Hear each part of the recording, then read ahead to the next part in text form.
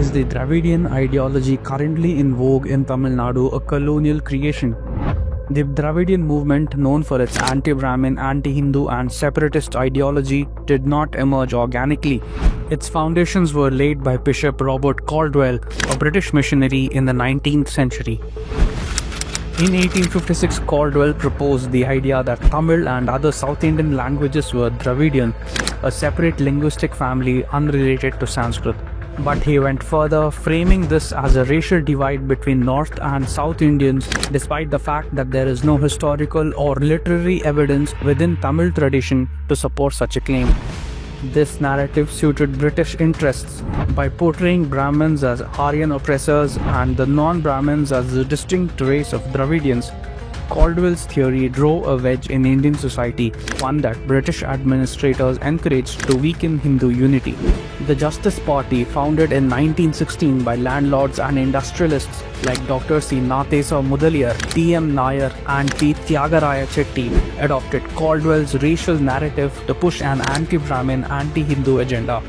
By the 1940s, this ideology was embraced by E. V. Ramasamy Nayakar's Dravidar Kalagam and later the DMK, leading to movements against Hindi, Sanskrit and even Hindu temple traditions. The result, the erasure of Tamil Nadu's deep Hindu heritage, attacks on temples and the politicization of Tamil identity based on colonial era racial theories. தீக்காலந்து திமுக முரண்பட்டு வந்ததா உடன்பட்டு வந்ததா சொல்லுங்க sir. AIADMK திமுகலேருந்து முரண்பட்டு வந்தா உடன்பட்டு வந்ததா? நீங்க அதெல்லாம் நாங்க திராவிட இயக்கம் அப்படின்னு சொல்லிட்டீங்களா? ஒண்ணுக்குள்ள நாங்க சண்டை போட்டு வெளியே வந்து நாங்களாம் ஒண்ணுக்குள்ள சண்டையே போடாம பிளவே போடாம ஒன்னா 10,000-15,000 வருஷமா நிக்குது சனாதனமும் இந்து மதமும். அது வேற இது. விளக்கங்களை பத்தி விரிவா பார்க்கலாம். தற்போது நாம பயன்படுத்துற திராவிடம் அப்படிங்கிற வார்த்தையை முதல்ல கொண்டு வந்தது ராபர்ட் கால்டுவெல் தான். அவர் எழுதிய A Comparative Grammar in Dravidian or South Family of Languages, அதாவது ஒரு ஆராய்ச்சி. அது இன்றைய காலகட்டத்திலையும் இந்தியாவில் பேசப்படுற மொழிகளை இரண்டா பிரிப்பாங்க. அதாவது வட இந்தியாவில் பேசப்படுற மொழியை பயன்படுத்திய திராவிடம் அப்படிங்கிற வார்த்தையை தான் இன்னைக்கு வரைக்குமே பயன்படுத்திட்டு இருக்காங்க.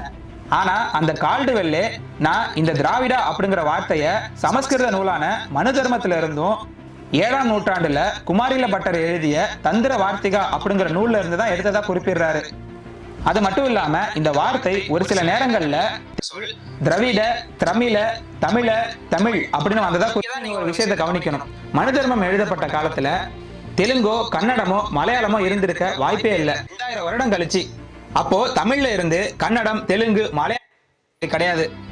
அவர் தன்னோட ஆராய்ச்சி நூலை 1856 தான் வெளியிடுறாரு. அதாவது கிட்டத்தட்ட அதே போல அவரோட காலகட்டத்தில் தமிழ் மொழி சமஸ்கிருதத்தோட பழமையானது அப்படின்னு தெரியாது. அது மட்டும் இல்லாம தமிழின் தொன்மையான நூலான தொல்காப்பியம் அப்போ பதிப்பிக்கப்படல, பயன்படுத்த ஆரம்பிச்சாங்க. குறிப்பா 1885ஆம் ஆண்டு ஜான் ரத்னம் பிள்ளை அப்படிங்கிறவரும் அயோத்திதாச பண்டிதரும் சேர்ந்து தாழ்த்தப்பட்ட மக்களுக்காக திராவிடர் கழகம் அப்படிங்கிற அமைப்பை ஆரம்பிச்சாங்க. இதுக்காக திராவிட பாண்டியன் அப்படிங்கிற பத்திரிகையும் ஆரம்பிச்சாங்க. இவங்க தான் தமிழ்நாட்டுல முதலா திராவிடம் அப்படிங்கிற சொல்ல பயன்படுத்தினவங்க. ஆனா இவங்க முன்னெடுத்த அரசியல் அப்படிங்கிறது முழுக்க தாழ்த்தப்பட்ட ஒடுக்கப்பட்ட மக்களுக்கான அரசியல். கிட்டத்தட்ட இதே காலகட்டத்துல தான் ஜோதிராவ் பூலே மகாராஷ்டிரால தாழ்த்தப்பட்ட மக்களை ஆதி சூத்திரர் அப்படின்னு குறிப்பிட்டாரு.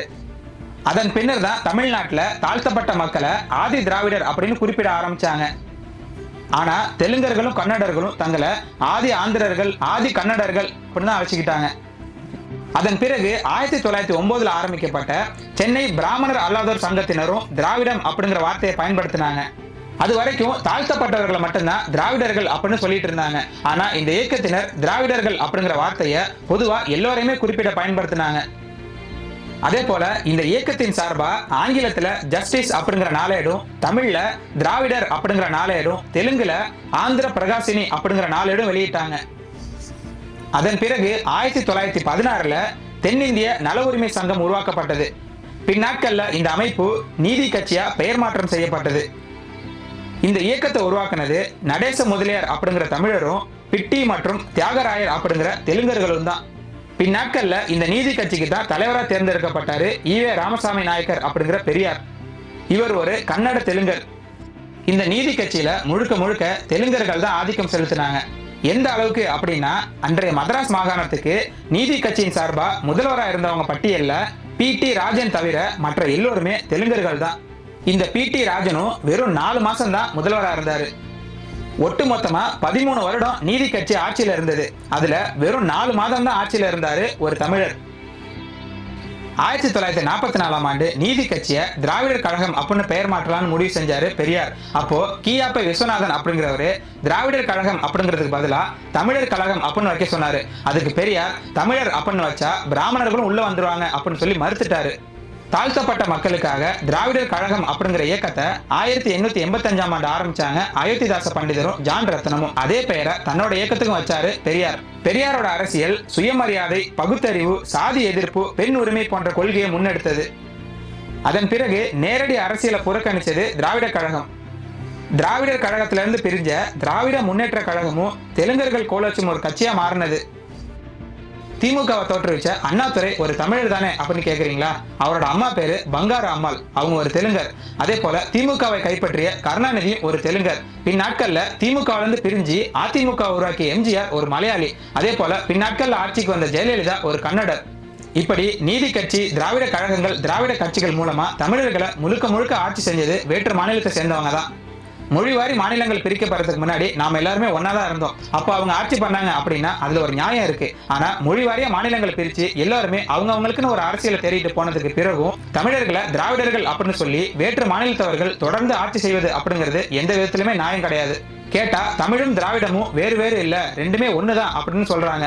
தமிழும் திராவிடமும் ஒண்ணு அப்படின்னா எங்களை தமிழர்கள் அப்படின்னு சொல்லுங்களேன், ஏன் திராவிடர்கள் அப்படின்னு சொல்றீங்க? தமிழும் திராவிடமும் ஒண்ணு அப்படின்னு சொல்றாங்க. ஆனா சங்க இலக்கியங்கள்ல ஒரு இடத்துல கூட திராவிடம் அப்படிங்கிற வார்த்தையே இல்ல. ஆனா ஆரியர்களோட மனு தர்மத்துல திராவிடம் அப்படிங்கிற வார்த்தை இருக்கு. இதுல இருந்தே திராவிடம் அப்படிங்கிற வார்த்தை ஒரு சமஸ்கிருத சொல் அப்படிங்கிறது உறுதியாகுது. இது மட்டும் இல்லாம விந்திய மலைக்கு தெற்கே வாழ்ந்த பிராமணர்களை பஞ்ச திராவிடர்கள் அப்படின்னு கூப்பிட்டுருக்காங்க. இதற்கான குறிப்புகள் கல்கனர் அப்படிங்கிறவர் எழுதிய ராஜ தரங்கிணி அப்படிங்கிற 12ஆம் நூற்றாண்டை சேர்ந்த புத்தகத்துல இருக்கு.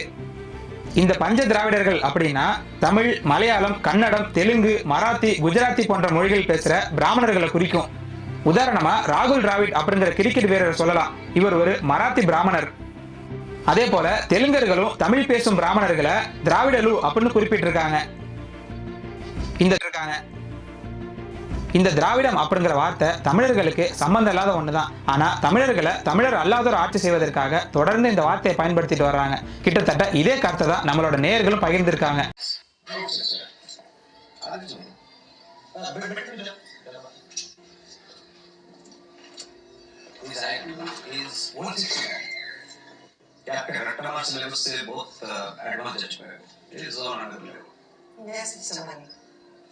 Jesus has given Andy a great mind.